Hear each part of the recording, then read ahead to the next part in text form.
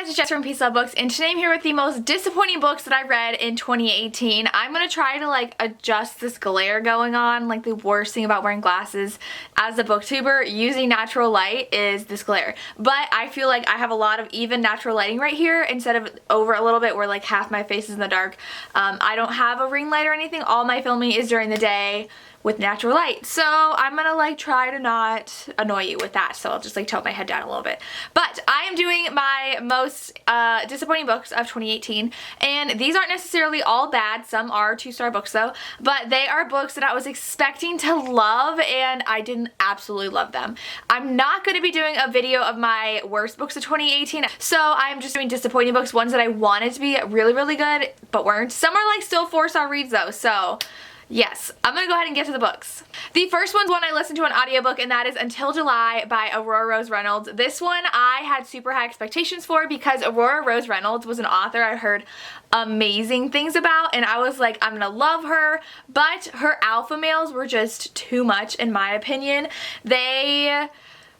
So this was a motorcycle romance, and the guy was just super possessive, and she did really annoying things that weren't realistic at all. And so I think a lot of her books have that super alpha male annoying character, so I was not a fan. What also made this disappointing though was that this was actually a 4.2 star rating on Goodreads average, and I gave it a 2, so I was expecting to be blown out of the water, and I was rolling my eyes all the time.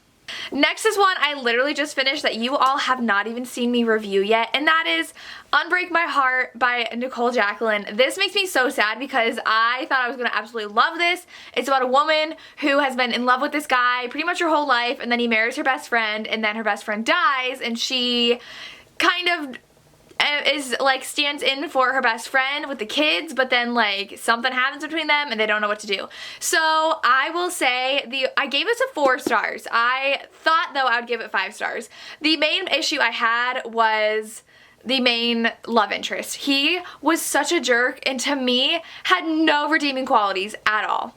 He did something to her, and then when someone else did it, he got really angry. And I was like, dude, you're being such a hypocrite. And he never respected her until the end when he realized stuff, you know. But I really could not stand him, and he was not redeeming whatsoever. He needed to do a lot more to redeem himself in my eyes, so I gave this a 4 out of 5 stars. The next one's actually an author that I found disappointing, just like the first book I mentioned, and that is Megan March. I read Ruthless, and I also read, I think Savage Prince or something. I don't even remember what it was, but these books, both of them I gave a 2 out of 5 stars, and I've heard amazing things about Megan March. This book here, Ruthless King, has a 4.2 average rating on Goodreads. Can you tell me how a book has a 4.2 average and I gave it a 2 stars? I expected to love it, and these again are really annoying alpha males, and there's not a lot of substance to the plot, and things are rushed, and the ending are really annoying. And the other book that I'd read had was trying to be too much at once. This one was just the main character made no sense, and she made excuses for things she did in the past, and then the reason why she ended up marrying her husband that she did, who ended up dying with his mistress, and that's what the whole point of this book was about. And she has to have a relationship with this guy who her husband owed money to, and he said, I'll forgive his debt if you be mine. Please. I just was this is not for me at all. Gave it a 2 stars, and I'm giving up on this author.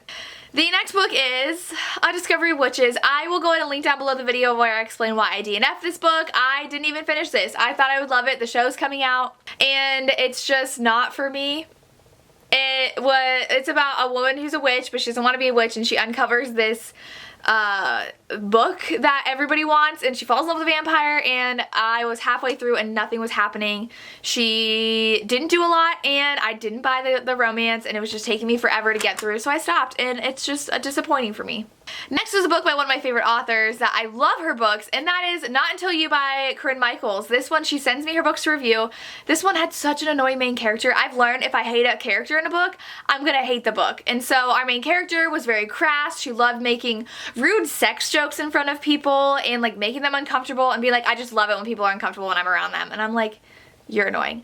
And she was just very annoying about her lifestyle, and just making excuses for it, acting I don't care what anybody says, and I don't care what they think, and she was annoying, and I didn't even like her one bit, and I gave this one a 2 out of 5 stars, and it just was really disappointing.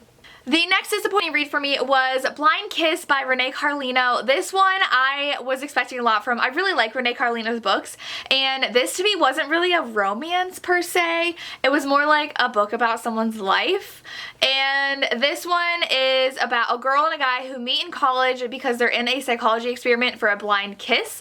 And so they go in, can't see each other, kiss each other. It's amazing. But then they never actually like do anything with each other. They decide to be best friends, and it's never like a good time for them to date. And then this has one of my least favorite tropes of the year, which I read like 5 books with that trope around this time, and I was just like, I'm done.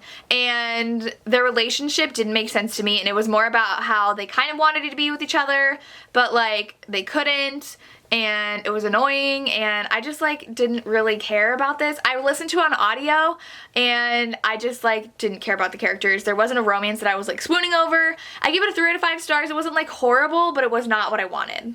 The next book I read was when I was going to my motorcycle romance book signing, so I was trying out all new authors, and I read Rain by Elizabeth Knox. I gave this a 1 star. I think I've only given like 2 books this year a 1-star rating. This book had like every single cliche you could think of for a motorcycle romance thrown in here. The plot didn't make sense. Things that were happening, I was like, there's no way that could realistically happen. I didn't like the romance, and it was just like really cringy half the time, and I was like, I don't need anything else from this author. I'm good. The next book I have is Loving Mr. Daniels by Brittany C. Cherry. Sorry, it just got darker. We're gonna just deal.